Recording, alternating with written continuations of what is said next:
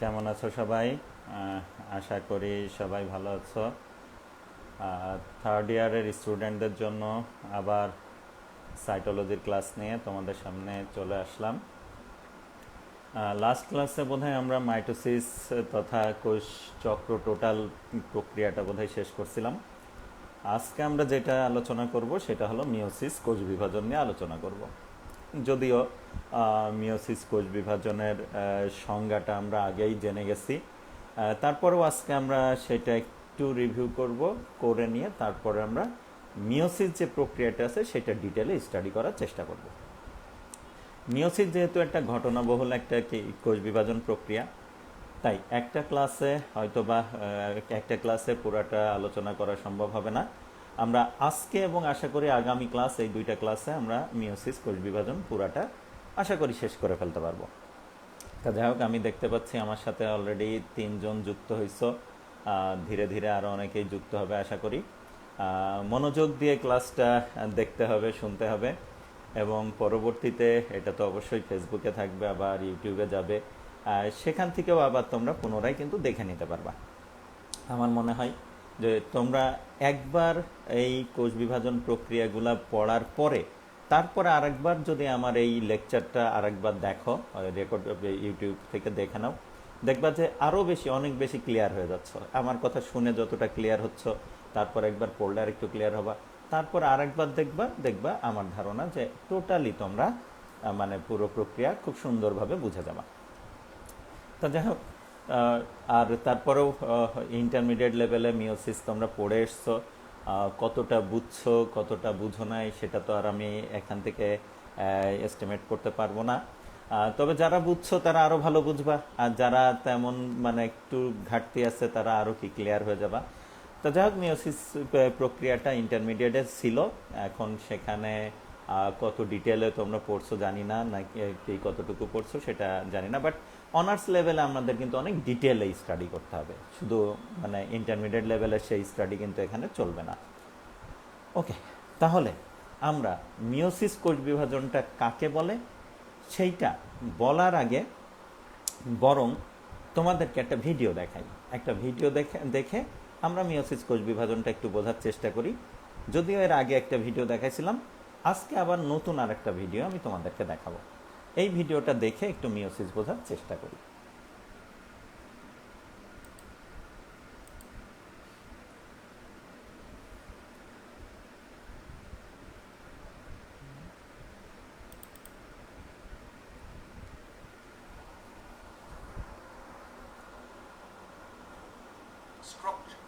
Sorry,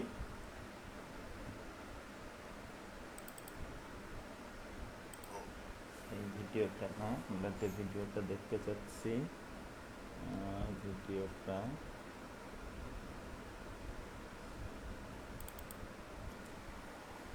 এই যে এই ভিডিওটা আমরা দেখব। দেখো, এই ভিডিওটার কিন্তু শিরোনাম দেওয়া হয়েছে হলো গ্যামিটোজেনেসিস, অর্থাৎ কিভাবে গ্যামিট উৎপাদিত হয় সেটা না, গ্যামিটোজেনেসিসের একটা ধাপ স্পারমাটোজেনেসিস। এই যে ভিডিওটা তার এই ছিল, শিরোনাম ছিল হলো স্পারমাটোজেনেসিস। তাহলে স্পারমাটোজেনেসিস কি? স্পার্ম তৈরির কৌশলকে আমরা বলে থাকি স্পারমাটোজেনেসিস। পুরুষের টেস্টিসের মধ্যে সেমিনিফেরাস নামক নালী আছে, সেই নালীর মধ্যে স্পার্ম তৈরি হয়, আর সেই স্পার্ম তৈরির কৌশলটাকেই মূলত আমরা বলে থাকি স্পারমাটোজেনেসিস। এখন বলতে পারো স্যার, মিওসিসের ক্ষেত্রে স্পারমাটোজেনেসিসের সম্পর্ক কি? এই এই মিওসিস পদ্ধতিতেই মূলত স্পারমাটোজেনেসিস প্রক্রিয়াটা সম্পন্ন হয়ে থাকে। অর্থাৎ আমরা এখানে যে টেস্টিস দেখতে পাচ্ছি, এই টেস্টিসের মধ্যে সেমিনিফেরাস নালী আছে, সেমিনিফেরাস নালীর ভেতরে কি হবে? মিওসিস পদ্ধতিতে স্পার্ম তৈরি হবে। তাই আমরা একটু স্পার্ম তৈরির কৌশলটা শিখে আসি, তাহলে জেনে আসি, বুঝে আসি, তাহলে আমাদের মিওসিস বুঝতে আরও বেশি সুবিধা হবে। ওকে, তাহলে আমরা ভিডিওটা রান করি। দেখো, আমরা ধীরে ধীরে টেস্টিসের মধ্যে প্রবেশ করছি। এই যে দেখো, টেস্টিসের মধ্যে যে নালীগুলা ছিল সেমিনিফেরাস নালী, এখানে সেই সেমিনিফেরাস নালীকে প্রস্তুতছেদ করে দেখানো হয়েছে, সেমিনিফেরাস নালীদেরকে প্রস্তুতছেদ করে দেখানো হয়েছে। ওকে, এবার যদি আমরা ভেতরে ঢুকতে চাই তাহলে খেয়াল করো, এই হলো সেমিনিফেরাস নালীর প্রস্থচ্ছেদের চিত্র। আর সেমিনিফেরাস নালীর এই কেন্দ্রের অংশটুকুরে আমরা বলি লুমেন, আর তার আশেপাশে যে কোষগুলো আছে সেইগুলাকে আমরা বলি এপিথেলিয়াল সেল। এই সেমিনিফেরাস নালীর এপিথেলিয়াল সেলের কিছু কোষ, সব কোষ না, যেমন এখানে দেখো কিছু পিঙ্ক কালারের কিছু বড় বড় কোষ দেখতে পাচ্ছ, এই কোষগুলা না। বাকি যে কোষগুলো আছে তারা প্রথমে মাইটোসিস পদ্ধতিতে বিভাজিত হয়। তাহলে মাইটোসিস পদ্ধতিতে বিভাজিত হলে কি হবে? ডিপ্লয়েড কোষ ডিপ্লয়েডই হবে এবং একটা থেকে দুইটা কোষের সৃষ্টি হবে। এইভাবে মাইটোসিস পদ্ধতিতে বিভাজিত হয়ে অসংখ্য ক্ষুদ্র ক্ষুদ্র কোষ তৈরি করবে। প্রত্যেকটা কোষকে আমরা তখন বলে থাকি হলো সেই স্পারমাটোগোনিয়া। এবার দেখো এই স্পারমাটোগোনিয়াগুলা, দেখো স্পারমাটোগোনিয়া তৈরি হচ্ছে। দেখো এবার অনেকগুলা স্পারমাটোগোনিয়ার মধ্য থেকে আমরা একটা স্পারমাটোগোনিয়াকে এখানে কি করলাম? জুম করে নিলাম, বড় করে নিলাম।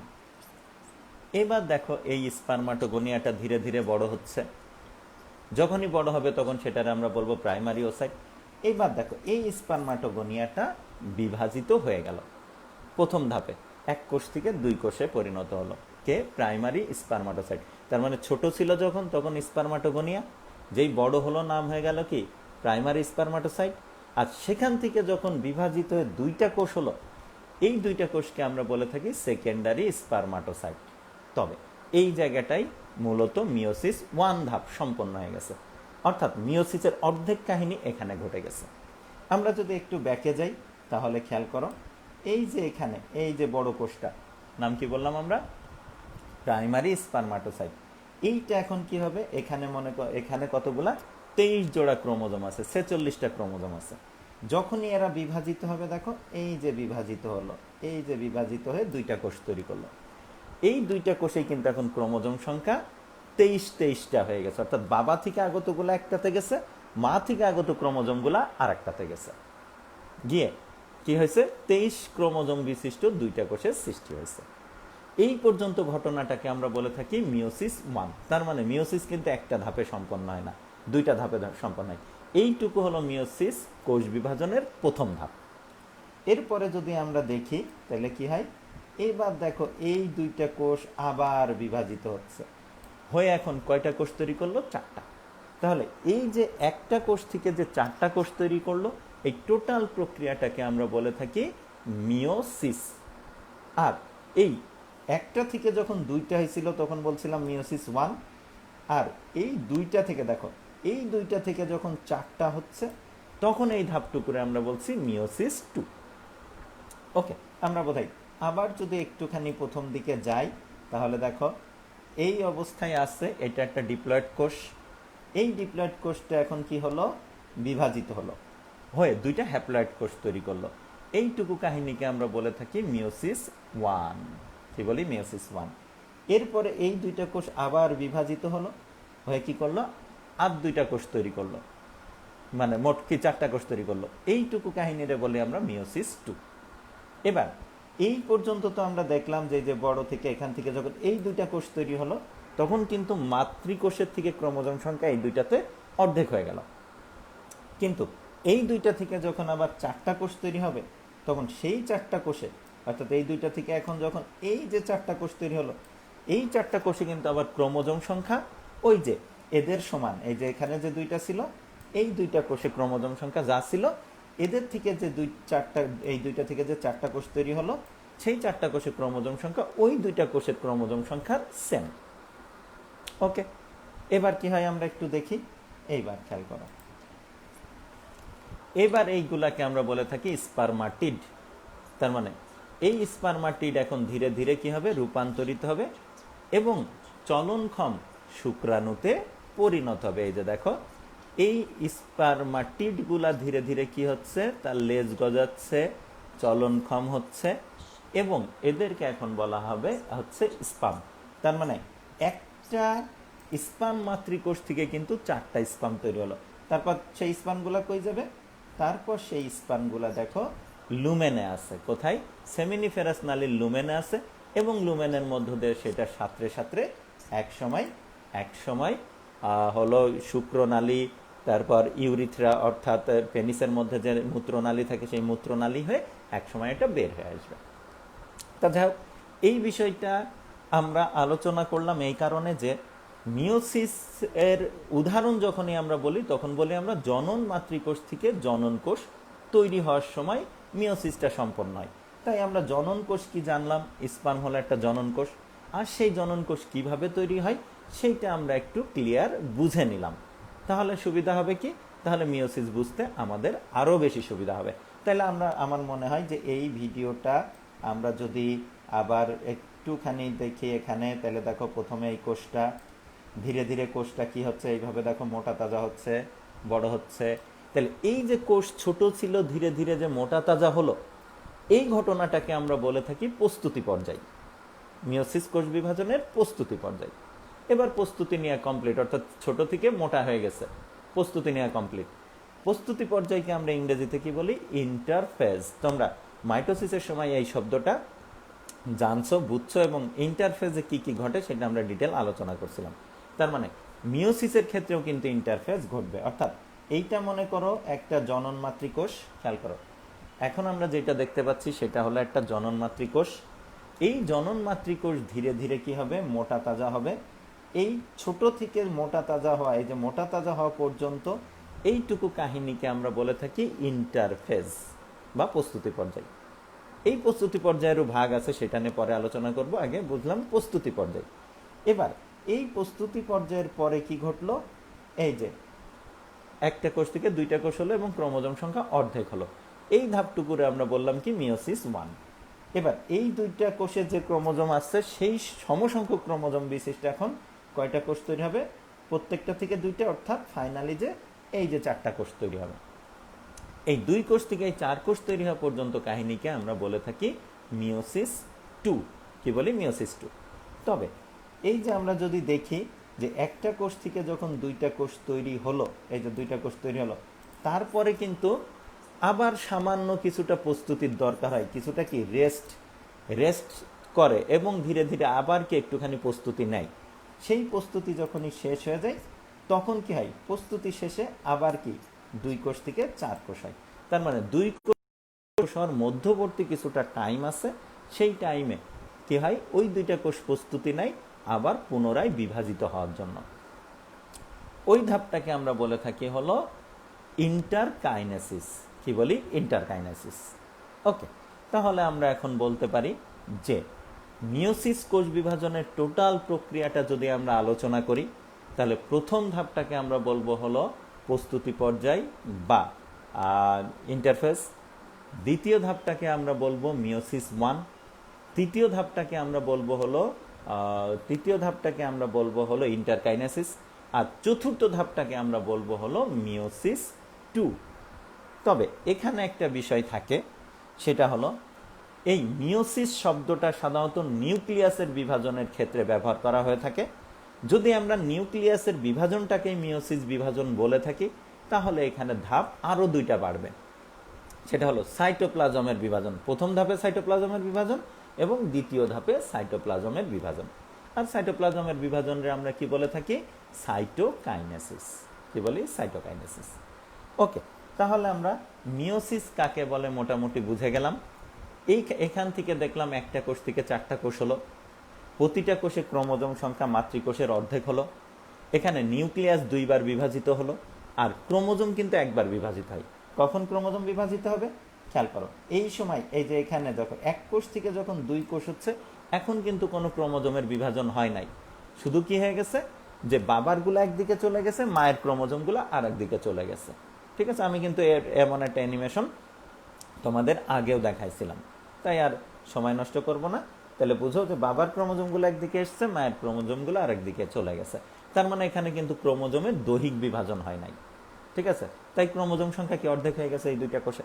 কিন্তু এই 2টা কোষ থেকে যখন আবার 4টা কোষ তৈরি হবে, এইটাতে আছে 23 ক্রোমোজোম, এইটাতে 23 ক্রোমোজোম, তাহলে এদের থেকে তৈরি হওয়া যে 4টা কোষ, প্রত্যেকটা কোষে যদি ক্রোমোজোম সংখ্যা 23টা করে থাকতে হয়, সমান থাকতে হয়, তাহলে অবশ্যই এখানে থাকা 23 ক্রোমোজোমে কি বিভাজিত হয়ে 2 ভাগ হবে, এখানকারও 23 ক্রোমোজোম কিন্তু বিভাজিত হয়ে 2 ভাগ হবে। তাই এই প্রথম ধাপে ক্রোমোজোমের বিভাজন না হইলেও মিওসিস ওয়ানে ক্রোমোজোমের বিভাজন না হলেও এই দেখো মিওসিস টু এর সময় অবশ্যই কি হবে, নিউক্লিয়াসও বিভাজিত হবে, সাথে সাথে ক্রোমোজোমও কিন্তু বিভাজিত হবে।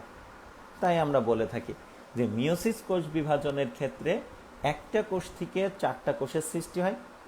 একটা কোষে ক্রোমোজোম সংখ্যা যা থাকে বা মাতৃকোষে ক্রোমোজোম সংখ্যা যা থাকে, সে অপত্য কোষে, যেটা হলো অপত্য কোষে ক্রোমোজোম সংখ্যা তার অর্ধেক হয়।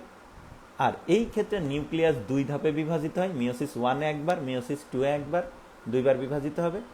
এবং ক্রোমোজোম কিন্তু একবার বিভাজিত হবে, কখন? মিওসিস ওয়ানে হবে না, বাট মিওসিস টুতে গিয়ে ক্রোমোজোম বিভাজিত হয়ে যাবে। এই বিষয়গুলো আরও ডিটেলে আমরা আস্তে আস্তে স্টাডি করব। প্রথমে আমরা একটু মিওসিস বিষয়টা ক্লিয়ারভাবে বুঝে নিলাম। মিওসিস কোথায় ঘটে?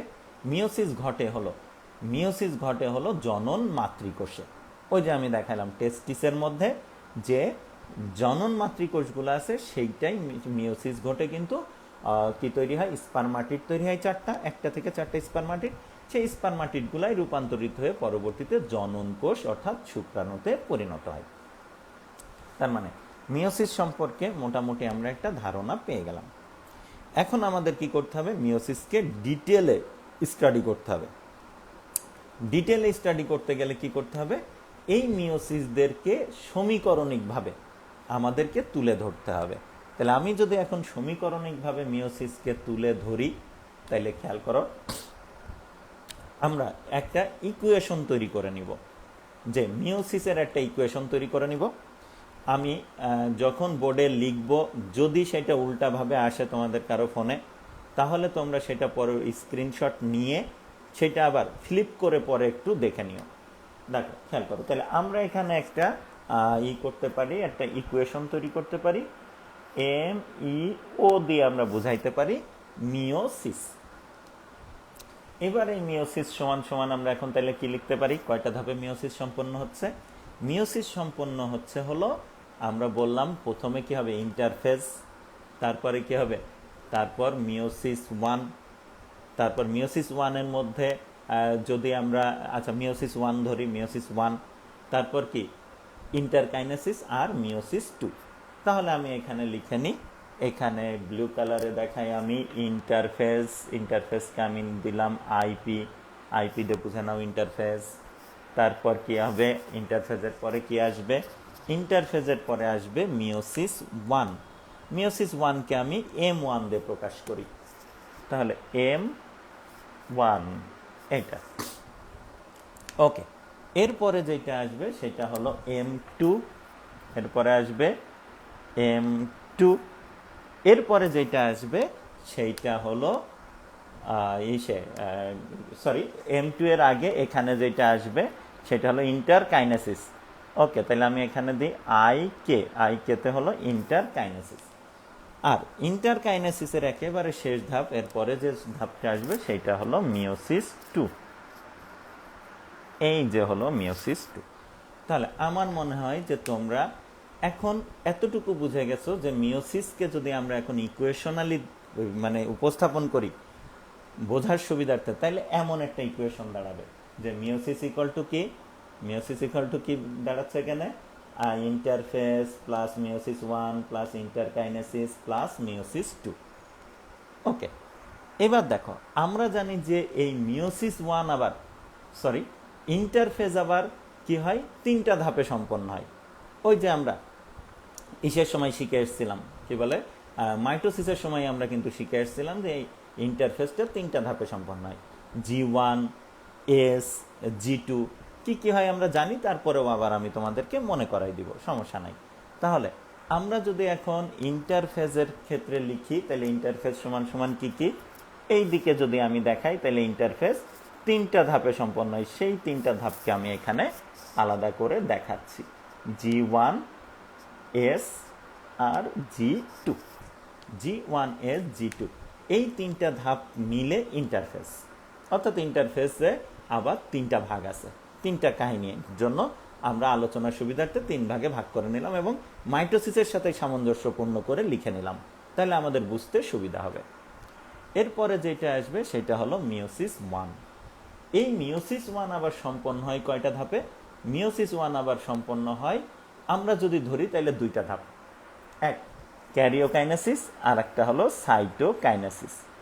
ওকে, তাইলে এখানে আমরা বলতে পারি কে কে তে ক্যারিওকাইনেসিস প্লাস সি কেতে হলো সাইটোকাইনেসিস।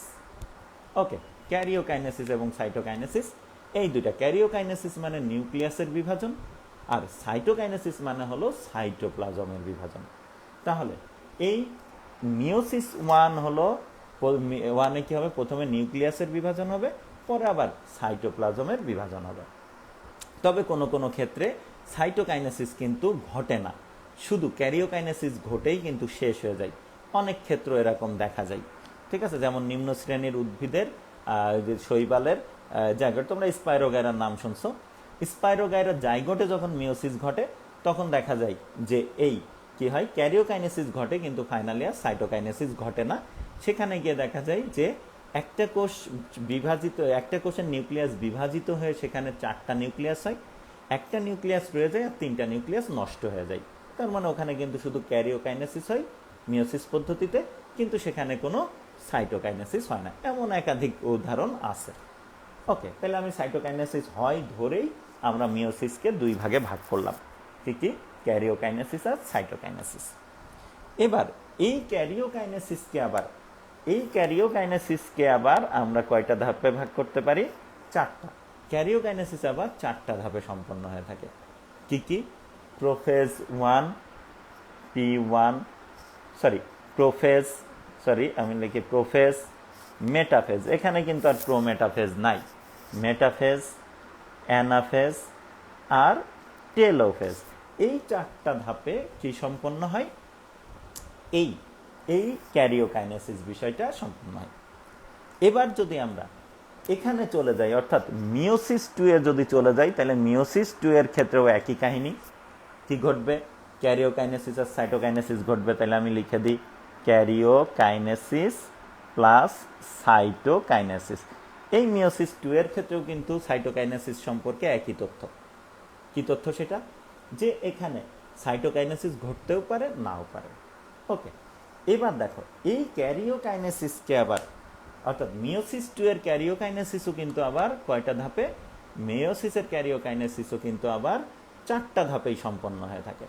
কি কি সেটা আমি যদি এখানে দেখাই, তাহলে সেই 4টা ধাপ হলো ওই প্রোফেজ, খেয়াল করো এই ক্যারিওকাইনেসিসের যে 4টা ধাপ সেটা হলো কি, prophase, metaphase, anaphase plus telophase. আশা করি তোমরা দেখতে পাচ্ছ, প্রোফেজ, মেটাফেজ, অ্যানাফেজ আর টেলোফেজ। এখন একটা বিষয় একটু এখানে লক্ষ্য করো, যে এই মিওসিস 1 এও প্রোফেজ, মেটাফেজ, অ্যানাফেজ, টেলোফেজ, আবার মিওসিস 2 এও কিন্তু প্রোফেজ, মেটাফেজ, অ্যানাফেজ আর টেলোফেজ আছে।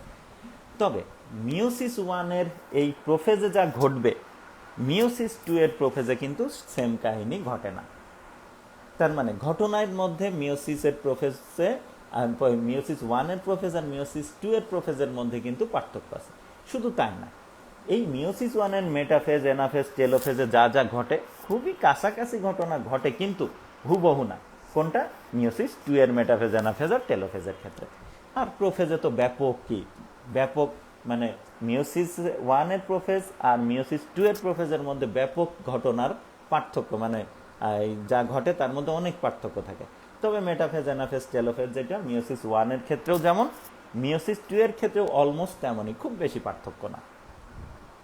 ওকে, তাহলে আমরা এখন কি করতে পারি, যে এই প্রোফেজ যদি আমি বলি তাহলে কিন্তু এখন বোঝার উপায় নাই যেটা কি মিওসিসের প্রোফেজ, 1 এর প্রোফেজ না মিওসিস 2 এর প্রোফেজ।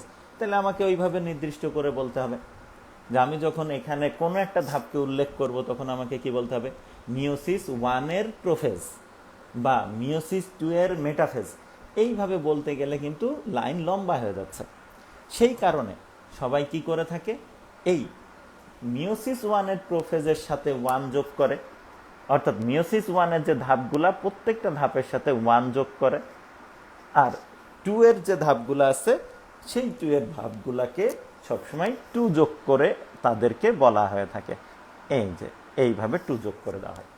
তাহলে আমি যদি এখন বলি যে প্রোফেজ 1, তাহলে খেয়াল করো আমাকে কিন্তু এখন আর এত কোনো ব্যাখ্যা দেওয়া লাগছে না, তোমরা কিন্তু এখন বুঝে যাচ্ছ যে মিওসিস কোষ বিভাজনের যে প্রথম ধাপ অর্থাৎ মিওসিস 1, সেই প্রথম ধাপের একটা উপধাপ হলো প্রোফেজ 1। তার মানে প্রোফেজ 1 বললে তোমরা এখন বুঝে যাচ্ছ যে এটা কোনটাকে ইঙ্গিত করা হয়েছে।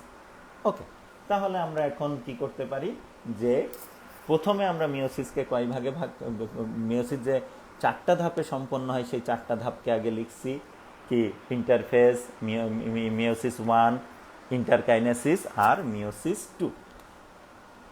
এবার এই ইন্টারফেজ আবার কয়টা ধাপে সম্পন্ন হয় আমরা জানছি, 3টা, G1, S, G2। ওকে, এরপরে আবার কি বলে মিওসিস 1 আবার কয়টা ধাপে সম্পন্ন হয়, যদি মিওসিস 1 এর যদি আমরা ক্যারিওকাইনেসিস ধরি তাহলে 2টা ধাপে, কি কি সরি সাইটোকাইনেসিস যদি ধরি তাহলে 2টা ধাপে, কি কি ক্যারিওকাইনেসিস আর সাইটোকাইনেসিস। এবার এই মিওসিস 1 এর ক্যারিওকাইনেসিস আবার কয়টা ধাপে সম্পন্ন হয়, 4টা, কি কি প্রোফেজ 1, মেটাফেজ 1, অ্যানাফেজ 1, টেলোফেজ 1। ওকে, এবার মিওসিস 2 আবার কয়টা ধাপে, সেম ক্যারিওকাইনেসিস সাইটোকাইনেসিস এমন 2টা ধাপে। আর ক্যারিওকাইনেসিস আবার কয়টা ধাপে সম্পন্ন হয়, 4টা ধাপে, প্রোফেজ 2, মেটাফেজ 2, অ্যানাফেজ 2 আর টেলোফেজ 2। ওকে, এইবার আসো, এই পর্যন্ত যদি থাকতো খুব বেশি সমস্যা ছিল না, এমনিতেও কোনো সমস্যা নাই। তবে এই ধাপটাকে আমরা এখন মার্ক করব প্রোফেজ 1। এই যে দেখো এখানে যতগুলা ধাপ আছে তার মধ্যে সবথেকে ঘটনাবহুল ধাপ হলো এই প্রোফেজ 1। এই প্রোফেজ 1-এ এত কাহিনী ঘটে যে এই প্রোফেজ 1 কি অনেক দীর্ঘ সময় চলে, প্লাস এখানে অনেক কাহিনী ঘটে। তাই এই প্রোফেজ 1-কেই আবার আমরা ভালো মতো স্টাডি করার জন্য কি করে থাকি, প্রোফেজ 1-কেই আবার আমরা প্রোফেজ 1-কেই আবার আমরা 5টা ধাপে ভাগ করে আলোচনা করে থাকি বোঝার সুবিধার্থে। সেই 5টা ধাপ কি, এইবার আমি এই প্রোফেজ 1-এর 5টা ধাপকে আমি এখন দেখাবো, খেয়াল করো। 5টা ধাপ, তাই আমি 5টা তীর দিয়ে বুঝাইলাম 5টা ধাপ। প্রোফেজ 1 5টা ধাপে সম্পন্ন হয়, কি কি সেটা, নাম্বার 1 লেপটোটিন। আমরা লেপটোটিনকে আমরা এখানে এল দিয়ে প্রকাশ করলাম, লেপটোটিন, লেপটোটিন। এরপরে যেটা সেইটা হলো জাইগোটিন। জাইগোটিনকে আমরা কি দিয়ে, জি দিয়ে প্রকাশ করলাম, ছোট হাতের জি দিয়ে, জি, জাইগোটিন। তারপরে যে ধাপটা সেটারে বলা হয় প্যাকাইটিন, এই যে কি প্যাকাইটিন। তারপর ডিপ্লোটিন, ডিআইতে ডিপ্লোটিন। তারপরে যেটা সেটা হলো ডায়াকাইনেসিস। আচ্ছা, ডিপ্লোটিনকে আমরা ডি দিয়ে দেখাই আর ডায়াকাইনেসিসকে আমরা ডি এ দিয়ে দেখাই, ডিসি দিয়ে দেখাই, ডায়াকাইনেসিস, ডিসি। মনে করো ডিকে দিয়ে দেখাই ডায়াকাইনেসিস, ডিকে। তোমরা নিজেদের মতো এইভাবে বানায় নিতে পারো, সমস্যা নেই। তার মানে প্রোফেজ 1 আবার কয়টা ধাপে সম্পন্ন হলো, কয়টা ধাপে সম্পন্ন হয়, 5টা ধাপ, কি কি লেপটোটিন, জাইগোটিন, প্যাকাইটিন, ডিপ্লোটিন আর ডায়াকাইনেসিস। এখন যদি খেয়াল করে দেখো তাহলে অন্য যে ধাপগুলো আছে কোনো ধাপই কিন্তু এত জটিল বা এত ঘটনাবহুল না, সেই কারণে তাদেরকে কিন্তু আর এতটা ভাগ করা লাগে নাই, খেয়াল করো। কিন্তু প্রোফেজ 1 একটু জটিল এবং অনেক ঘটনা সেখানে ঘটনাবহুল হওয়ার কারণে আমরা আলোচনার সুবিধার্থে এটারে 5 ভাগে ভাগ করে নিলাম। তাহলে এখন খেয়াল করে দেখো যে এই মিওসিস কোষ বিভাজন প্রক্রিয়াটা টোটালি কতগুলা ধাপে সম্পন্ন হয়। আমি যদি একেবারে টোটালটা লিখি যে মিওসিস ইকুয়াল টু কি G1, S, G2, তাহলে তারপর কি leptotene, zygotene, pachytene, diplotene, diakinesis, তারপর এটা কি সাইটোকাইনেসিস 1, এটারে কি বলবো সাইটোকাইনেসিস 1, মানে প্রথম মিওসিস 1 এর যে সাইটোকাইনেসিস সেটাকে আমরা বলে থাকি সাইটোকাইনেসিস 1। আর তাইলে এটা অবশ্যই কি সাইটোকাইনেসিস 2, সাইটোকাইনেসিস 2। ওকে, তাহলে সাইটোকাইনেসিস 1। এবার সাইটোকাইনেসিস 1 এর পরে যে আবার কি পাচ্ছ, প্রোফেজ 2, মেটাফেজ 2, অ্যানাফেজ 2, টেলোফেজ 2 এবং সাইটোকাইনেসিস 2। তার মানে অনেকগুলা ধাপ, এবং এই ধাপের কোথায় কি কাহিনী ঘটে এই সব কিছু আমাদেরকে ডিটেলে স্টাডি করতে হবে, ঠিক আছে? তাই আমরা কি করব, এখানে তো মোটামুটি বোঝানোর জন্য আমরা একটা থেকেই তীর বের করে এনে এনে ধাপগুলাকে দেখাইছি। আমরা এখন এইগুলাকে সুন্দরভাবে একটু অ্যারেঞ্জ করে নিব, সুন্দর করে আমরা একটু সাজিয়ে নিব, নিয়ে আমরা এক একটা ধাপ ধরব এবং সেই ধাপে নিয়ে আমরা আলোচনা করব। ওকে, তাহলে আমরা এখানে একটা ধাপ আমরা এই পুরা মিওসিসটাকে আমরা এখন একটু এইটা মুছে দিই। জাস্ট এটা একটা স্ক্রিনশট নিয়ে রাখো, রেখে ফ্লিপ করে দেখবা, যদি কারো সে উল্টাভাবে আসে, ফোনে উল্টাভাবে আসে, তাহলে সে ফ্লিপ করে দেখবা, ঠিক আছে? স্ক্রিনশটটা নিয়ে ফেলো সবাই। ওকে, স্ক্রিনশট নেওয়া হয়ে গেলে আমি এটাকে মুছে দিব। মুছে দিয়ে আমি হলো এই যে ধাপ মানে মিওসিসের যে ইকুয়েশনটা আমরা এখন তৈরি করলাম, এই পুরা ইকুয়েশনটা আমরা এখন লিখব, ঠিক আছে? ওকে, আচ্ছা, আমাকে কি দেখা যাচ্ছে? তোমরা কি দেখতে পাচ্ছ, শুনতে পাচ্ছ ক্লিয়ার? দেখতে শুনতে কোনো আছে কি? আচ্ছা, ওকে, আচ্ছা, লেখা উল্টার বিষয়ে অবশ্য আমি বলছি যে কেউ কেউ লেখা উল্টা দেখবে, তারা আবার করে নিবে, যে ফ্লিপ করে নিবে। তোমরা একটু করে নাও, এই যে স্ক্রিনশটটা নিয়ে রাখো, তারপর তোমরা হলো করে নিবা, সেটা আবার ফ্লিপ করে নিয়ে দেখবা। আসলে অনেক চেষ্টা করার পরেও আমি ব্যর্থ হয়েছি, এই মানে ফ্লিপটা ঠিকই করতে পারছি না, সেই অপশনটা আসছে না। নতুন একটা ডিভাইস আনছি, সেই ডিভাইসেও একই সমস্যা দেখা দিচ্ছে, কেন আমি ঠিক জানি না। এক্সপার্ট কারুর হেল্প নিয়ে আমি এটা ঠিক করার চেষ্টা করব। ওই জন্য বললাম যে আমি বুঝাচ্ছি, বোঝার সময় আশা করি তোমরা বুঝছো। তোমরা এই ছবিটা জাস্ট এইটা, তো এরপরে যে লাইনটা লিখবো সেই লাইনটাও এইখানে যতটুকু আছে বোর্ডে, এবং এরপরে আমি যে লাইনটুকু লিখে নিব, এই দুইটা লাইন তোমরা স্ক্রিনশট নিয়ে পরে একটু ফ্লিপ করে দেখে নিবা, তাহলে কি হয়ে গেল। আশা করি আর সমস্যা থাকবে না তখন। ওকে, যার আর কারো কারো বোধহয় একদম মানে সোজা আসছে, আসার কথা কারো কারো। ওকে,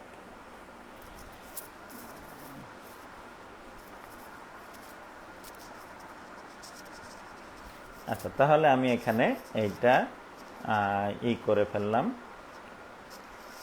ওকে, এইটা মুছে ফেললাম। এইবার আমরা কি করব, সেই মিওসিসের যে ইকুয়েশনটা আমরা এখানে দেখলাম, সেই ইকুয়েশনটা একটু সুন্দরভাবে লিখব। হয়তোবা অনেকেই উল্টা দেখবে, কিন্তু এটা করে নিবা, স্ক্রিনশট নিয়ে পরে সেটা ফ্লিপ করে নিবা। ওকে, তাহলে আমরা এখানে লম্বা লাইন লাগবে। আমি এখানে দেখাই মিওসিস রে এমইও দিয়ে দেখাইলাম মিওসিস। তাহলে মিওসিস আমি এখন কিন্তু আর ওই ভাগে ভাগে লিখবো না, একেবারে টোটাল যতগুলা ধাপ হয় সেই টোটাল ধাপগুলো আমরা লিখব। তাহলে প্রথমেই আসবে কি G1, তারপর কি S, তারপর G2। অর্থাৎ এই ব্লু কালারের যে অংশটুকু আমি দেখাইলাম, এখানে এই ব্লু কালারের অংশে তুমি কিন্তু কি দেখতে পাচ্ছ, ব্লু কালারের অংশ দিয়ে আমরা ইন্টারফেসকে বুঝাইলাম, ইন্টারফেসের ধাপগুলারে বুঝাইলাম। এরপরে যেটা আমি দেখাবো সেইটা হলো রেড কালারে যেটা দেখাবো, সেগুলো সব মিওসিস 1-এর ধাপ। কি কি সেটা? মিওসিস 1-এর তাহলে প্রথম ধাপে আমরা দিতে পারি কি লেপ্টোটিন, তারপর কি জাইগোটিন, তারপর প্যাকাইটিন, তারপর ডিপ্লোটিন, তারপর ডায়া কাইনেসিস, প্লাস তারপরে কি প্লাস প্রোফেজের পরে তারপর মেটাফেজ 1, M1-এ কি মেটাফেজ 1। এরপরে যেটা আসবে লম্বা লাইন হবে, আগেই বলছি মেটাফেজ 1। এরপরে আসবে অ্যানাফেজ 1, এরপরে টেলোফেজ 1, এটা আসলো। এরপরে যেটা আসবে সেটা হলো সাইটোকাইনেসিস 1। কি আসবে? সাইটোকাইনেসিস 1। আমি এখানে সাইটোকাইনেসিসগুলোকে ব্ল্যাকে দেখাবো, CK1, সাইটোকাইনেসিস 1। এরপরে যেটা আসবে সেইটা হলো ইন্টারকাইনেসিস। সাইটোকাইনেসিস 1 হওয়ার পরে যে বলছিলাম যে কি একটু রেস্ট করবে, তারপরে আবার মিওসিস 2 শুরু করবে, প্রক্রিয়া শুরু করবে। ওই রেস্টিং টাইমটা বা ওই প্রস্তুতি টাইমটাকে আমরা বলছি ইন্টারকাইনেসিস। ওইটা খুব বেশি ঘটনাবহুল না এবং খুব দ্রুত সেটা সম্পন্ন হয়ে যায়। আচ্ছা, তাইলে সেইটাকে আমরা এখানে আবার লিখে রাখি ইন্টারকাইনেসিস, আই কে, ইন্টারকাইনেসিস গেল। ইন্টারকাইনেসিসের পরে শুরু হয়ে যাবে কি আবার মিওসিস 2 প্রক্রিয়া। তাহলে মিওসিস 2 প্রক্রিয়ার প্রথম ধাপ কি? প্রোফেজ 1। ওকে, আমরা তাহলে এখন লিখি প্রোফেজ 2। তাহলে প্রোফেজ 2, মেটাফেজ 2, অ্যানাফেজ 2, টেলোফেজ 2, আর ফাইনালি যেটা আছে সেটা হলো সাইটোকাইনেসিস 2। ফাইনালি যেটা আছে সেটা হলো সাইটোকাইনেসিস 2, সি কে, এই যে এখানে যদি দেখাই 2, CK2, সাইটোকাইনেসিস 2। যদি কারো উল্টা দেখাই অবশ্যই এইটা একটু এই করবা, মানে স্ক্রিনশট নিয়ে সেটা আবার একটু ফ্লিপ করে দেখে নিবা, ঠিক আছে? ওকে, তাহলে দেখো যে এই মিওসিসের দেখো লম্বা একটা ইকুয়েশন দাঁড়াইছে। অর্থাৎ মিওসিসকে এখন আলোচনা করতে গেলে আমাদের ধরে ধরে এই সবগুলা ধাপ আলোচনা করতে হবে। G1, S, G2, তারপর কি leptotene, zygotene, pachytene, diplotene, diakinesis, তারপর মেটাফেজ 1, অ্যানাফেজ 1, টেলোফেজ 1, সাইটোকাইনেসিস 1, ঠিক আছে? তারপর কি ইন্টারকাইনেসিস, তারপর prophase 2, metaphase 2, anaphase 2, telophase 2, cytokinesis 2। তার মানে ধাপ যদি আমরা এখন গুনি 1 2 3 4 5 6 7 8 9 10 11 12 13 14 15 16 17 18টা 1.5 ডজন ধাপ। এই 1.5 ডজন ধাপে কোথায় কি ঘটে সেইটা এখন আমাদের ডিটেলে স্টাডি করতে হবে। ওকে, এখন তাহলে একটু বোধহয় তোমরা ভয় পেয়ে গেছো যে স্যার এতগুলা ধাপ কি মনে রাখা সম্ভব? অবশ্যই সম্ভব, এবং খুব যে কঠিন তা কিন্তু না, কারণ আমরা আগে মাইটোসিস পড়ে এসেছি। যেহেতু মাইটোসিস পড়ে এসেছি, এখানে একটু ভালো করে যদি খেয়াল করে দেখো যে অনেকগুলা ধাপ আমরা মাইটোসিসের সময় কিন্তু শিখে গেছি। যেমন আমরা যদি বলি যে এই যে G1, এই G1 এর কাহিনী মাইটোসিসে যা ঘটে এখানেও তাই। আমরা ইন্টারফেসকে হলো মাইটোসিসের আদলেই কিন্তু আমরা এখানে ভাগ করে নিছি আলোচনার সুবিধার্থে, ঠিক আছে? কারণ ইন্টারফেসে যে কাহিনী ঘটে মাইটোসিসের ক্ষেত্রে এখানেও ঠিক একই কাহিনী ঘটে। তাই আলোচনার সুবিধার্থে মাইটোসিসের মতো আমরা G1, S, G2 এমন 3টা ধাপে কিন্তু ভাগ করে নিছি। তাই এখানকার এই কাহিনীটুকু কিন্তু আমাদের আগেই স্টাডি করা কমপ্লিট। তারপরেও আমি একটু মনে করাই দিব, সমস্যা নেই, আগামী ক্লাসে যখন আমরা সব ধাপ নিয়ে ডিটেলে স্টাডি করব মনে করাই দিব। ওকে, এরপরে যদি আমরা দেখি তাহলে সাইটোকাইনেসিস 1 এবং সাইটোকাইনেসিস 2 এরাও মাইটোসিসের যে সাইটোকাইনেসিস ছিল, যে প্রক্রিয়ায় সাইটোকাইনেসিস হয়েছিল মাইটোসিসে, এখানেও ঠিক একই পদ্ধতিতেই সাইটোকাইনেসিস 2টা ঘটে। 1, 2 একই রকম ঘটে, একই সিস্টেমে ঘটে, কোনো পার্থক্য নেই। মাইটোসিসের ক্ষেত্রে যা এখানেও একদম তাই। এরপরে দেখো ইন্টারকাইনেসিস খুবই সংক্ষিপ্ত কাহিনী। এইখানে যেটা ছিল ইন্টারফেস যে ধাপটা ছিল প্রস্তুতি পর্যায়ে G1, S, G2, এখানে তো অনেক কাহিনী ঘটছিল, বাট ইন্টারকাইনেসিসে ওই জাতীয় কাহিনী কিন্তু খুবই কম ঘটবে। জাস্ট 2-3টা বাক্যে সেটা আমরা আলোচনা করে ফেলতে পারবো। তাই এইটা নিয়েও চিন্তা করার কোনো কারণ নাই। আর এই জায়গায় যদি দেখো তাহলে দেখো প্রোফেজ 2, মেটাফেজ 2, অ্যানাফেজ 2, টেলোফেজ 2 এরা একেবারে মাইটোসিসের প্রোফেজ, মেটাফেজ, অ্যানাফেজ, টেলোফেজ যেমন ছিল হুবহু, কোনো পার্থক্য নাই, ঠিক আছে? শুধু মিওসিস 1 হওয়ার কারণে ক্রোমোজোমের যে চেহারা বা শেপ বা ক্রোমোজোমে যে মা এবং বাবার ক্রোমোজোম এই অংশ থাকে সেইটা ছাড়া মাইটোসিসের সাথে এখানে এই প্রোফেজ, মেটাফেজ প্রক্রিয়াগত দিক থেকে এখানে কোনো পার্থক্য নাই। তাই আমরা মাইটোসিসের প্রোফেজ, মেটাফেজ, অ্যানাফেজ, টেলোফেজ শিখে এসেছি। তাই এইগুলো আমার আর পড়াই লাগবে না, তারপরেও আমি একটু তোমাদেরকে মনে করাই দিব ওই কাহিনীগুলা যখন আমরা পুরাটা নিয়ে আলোচনা করব। এরপরে যেটা থাকলো অ্যাকচুয়ালি সেইটা হলো এই যে দেখো সেটি বলে মেটাফেজ 1, অ্যানাফেজ 1, টেলোফেজ 1, এরাও অলমোস্ট মাইটোসিসের মতোই, সামান্য এখানে কিছু কাহিনী একটু অ্যাড করে নিতে হবে, যেটা একেবারেই যদি তুমি মাইটোসিসের মেটাফেজ, অ্যানাফেজ, টেলোফেজ বুঝে থাকো, তাহলে এইগুলা বুঝতে তেমন কোনো সমস্যাই হবে না। মাইটোসিসের ক্ষেত্রে আমরা দেখছিলাম একটা ট্রাকশন ফাইবারে একটা করে ক্রোমোজোম যুক্ত হয়েছিল, বাট এই ক্ষেত্রে ক্রোমোজোম সংখ্যা যেহেতু প্রত্যেক ট্রাকশন ফাইবারে 2টা করে যুক্ত হবে, আমরা আলোচনা করব তখন বুঝবা ওই জাতীয় কিছু পার্থক্য, তাছাড়া অনেকটাই কি সিমিলার ঘটনা। কিন্তু এই যে দেখো লেপ্টোটিন, জাইগোটিন, প্যাকাইটিন, ডিপ্লোটিন আর ডায়াকাইনেসিস, এই 5টা উপধাপের সাথে মাইটোসিসের কি আছে, প্রোফেজের 2-1টা কিছু কিছু ঘটনার সাথে মিল আছে, কিন্তু অধিকাংশই মিল নাই। তাই এই অংশটুকু, এই লেপ্টোটিন, জাইগোটিন, প্যাকাইটিন, ডিপ্লোটিন আর ডায়াকাইনেসিস, এই 5টা উপধাপ আমাদেরকে খুবই যত্ন সহকারে এবং খুবই মনোযোগ দিয়ে আমাদেরকে আমাদের আলোচনা করতে হবে। যদি আমরা এই অংশটুকু ভালো মতো বুঝে যেয়ে থাকি, আর আমার হিসাবে তোমরা এই যে অংশটুকুগুলা দেখো, আমি এখানে রেড কালারে যে ধাপগুলাকে মার্ক করে দিচ্ছি, সেই ধাপগুলা তোমরা এমনিতেই বুঝে যাবা বা বোঝার কথা, যেহেতু আমরা মাইটোসিস বুঝছি। তাহলে মাইটোসিস বুঝলে আমাদের এই যে ধাপগুলা, এই যে ধাপগুলা আমরা এখন করে রাখছি, রাউন্ড করে মার্ক করে রাখছি, এই ধাপগুলাকে তোমার আর মানে কি বলবো যে বুঝতে তেমন কোনো সমস্যাই হবে না। তাহলে এখন তোমাদের কাজ কি হবে? অবশ্যই মাইটোসিসকে ভালো করে কি গত ক্লাসের গত যে ক্লাসটা নিছিলাম সেই ক্লাসটা আবার দেখবা, বইয়ে পড়বা, বইয়ে এই মাইটোসিসটা ভালো করে পড়ে বুঝে আমার ক্লাস দেখে ভালো করে আত্মস্থ করে ফেলবা যে মাইটোসিসের কোন ধাপে কি ঘটে, কি বৃত্তান্ত, টোটালটা ভালো মতো বুঝে নিবা।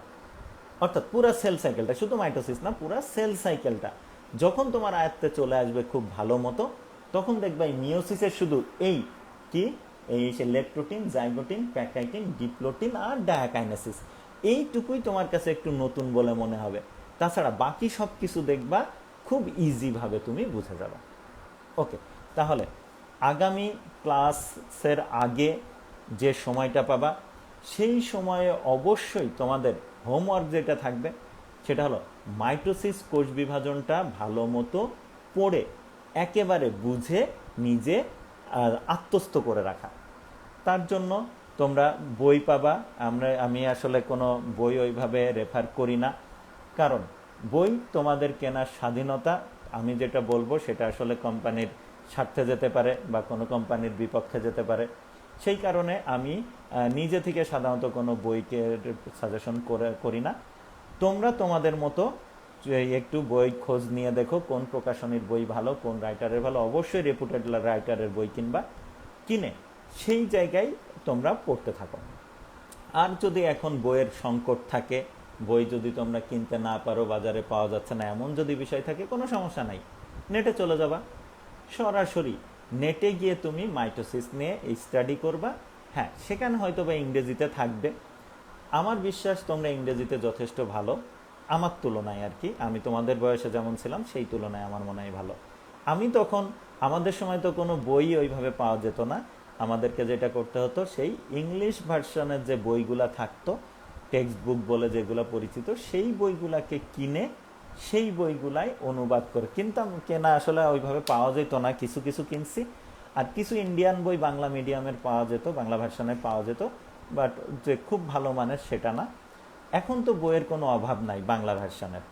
ইংলিশ ভার্সনের ওই বইগুলা আমি যদি তখন অনুবাদ করে বুঝে থাকি, পড়তে পারি, তোমরাও এখন পারবা ইনশাল্লাহ নেট থেকে। তোমাদের বইও কিন্তু কেনা লাগছে না, নেটে গেলেই দেখবা যে বিভিন্ন উইকিপিডিয়া সহ বিভিন্ন ওয়েবসাইটে সুন্দর সুন্দরভাবে এই মাইটোসিস, মিওসিস নিয়ে অনেক কিছু আলোচনা করা আছে, অনেক ভিডিও আছে সেখানে।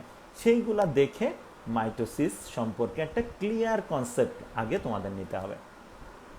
তারপরেও যদি ইংরেজিতে সমস্যায় গুগল ট্রান্সলেটে দিয়ে নিও, যদিও গুগল ট্রান্সলেটে অ্যাকচুয়ালি খুব ভালো মানের ট্রান্সলেশন হয় না, তারপরেও তোমার কাজ চলবে, কারণ তুমি তো ইংরেজি তো বুঝছো। ইংরেজির অংশটুকু স্ক্রিনশট নিয়ে রেখে আবার হলো করবা, আবার হলো গুগল ট্রান্সলেটে গিয়ে ট্রান্সলেশন করে 2টা পাশাপাশি রেখে পড়বা, তাহলে কি আশা করি আর সমস্যা হবে না। ঠিক আছে, ওকে। তাহলে যদি বই আপাতত না পাও তাহলে এই ব্যবস্থা, তবে বই কিনতে হবে। আসলে পড়াশোনা বইয়ের বিকল্প আসলে কোনো কিছু হইতে পারে না, এতটুকু আমি বুঝি, আমি মনে করি আর কি।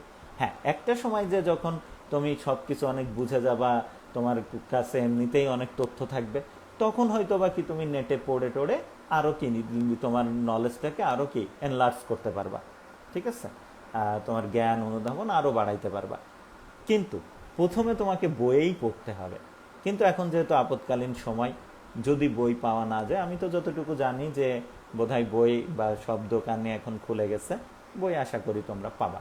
তাহলে বই কিনে পড়তে শুরু করো। এই এক সপ্তাহের মধ্যে তোমরা মাইটোসিসটা একদম কি কমপ্লিট করে ফেলো। এবং এই যে আমি যে লেকচারটা বললাম এইটা আরেকবার দেখবা, এই লেকচারটা আরেকবার শুনবা, বা আমার এই ক্লাসটা আরেকবার তোমরা ফলো করবা। করার পরে তারপরে আমরা আগামী ক্লাসে ইনশাল্লাহ আশা করি যে পুরাটাই শেষ হবে। এই কারণে যে আমার এইগুলার নিয়ে আলোচনা তো আগেই হয়ে আছে, তাই সামান্য সামান্য বললেই হয়ে যাবে। তার মানে মূল আলোচনা আমার যে দাঁড়াবে হলো লেপটোটিন, জাইগোটিন, প্যাকাইটিন, ডিপ্লোটিন আর ডায়াকাইনেসিস নিয়ে। ইনশাল্লাহ আমরা আগামী ক্লাসে সেটা পেরে যাব আশা করি। তখন মিওসিস শেষ হয়ে যাবে। পরে আমরা মাইটোসিস, মিওসিসের গুরুত্ব ইত্যাদি ইত্যাদি যা আছে, এদের পার্থক্য, এইগুলা নিয়ে আমরা পরবর্তীতে আলোচনা করব। তাহলে আজকের মতো এই পর্যন্তই। আর টেকনিক্যাল যে সমস্যাটা, এইটা আসলে সমাধান মানে করতে পারি নাই, এটা আমার ব্যর্থতা। এই যে উল্টায় আসা, অনেকের ক্ষেত্রে অনেকেই আবার নিজেদেরই সেটিংয়ে উল্টায় নিয়ে তারা আবার দেখে, যে কারণে তাদের কাছে কিন্তু আবার সোজাই আসে, আমি যতটুকু জানি আর কি, এরকম বোধহয় বিষয় আছে। তাই তোমরাও যদি সম্ভব হয় সেইভাবে উল্টিয়ে নিয়ে তোমাদের স্ক্রিনটা তোমরা ফ্লিপ করে নিয়ে দেখতে পারো, তাহলে তোমরা বোধহয় সোজা দেখবা। ওকে, আর যদি সেটা না হয় ভিডিওর ক্ষেত্রে, তাহলে লেকচার শেষ করার পরে তোমরা স্ক্রিনশট যেগুলো নিয়ে রাখবা বোর্ডে লেখা, সেই স্ক্রিনশটগুলো অবশ্যই ফ্লিপ করতে পারবা। সেটা নিয়ে আশা করি কোনো সমস্যা হবে না। ওকে, তাহলে আজকে এই পর্যন্তই। ভালো থেকো সবাই, দোয়া করো আমার জন্য, দোয়া করো সারা পৃথিবীর জন্য। আর তোমাদের প্র্যাকটিক্যালে এই মাইটোসিসের যে কোষ বিভাজন প্রক্রিয়া, সেটা প্র্যাকটিক্যালেও দেখাবো। দোয়া করো যত দ্রুত সম্ভব তোমাদের সাথে দেখা হয় এবং সেই প্র্যাকটিক্যাল আমরা শুরু করতে পারি। ওকে, ধন্যবাদ সবাইকে।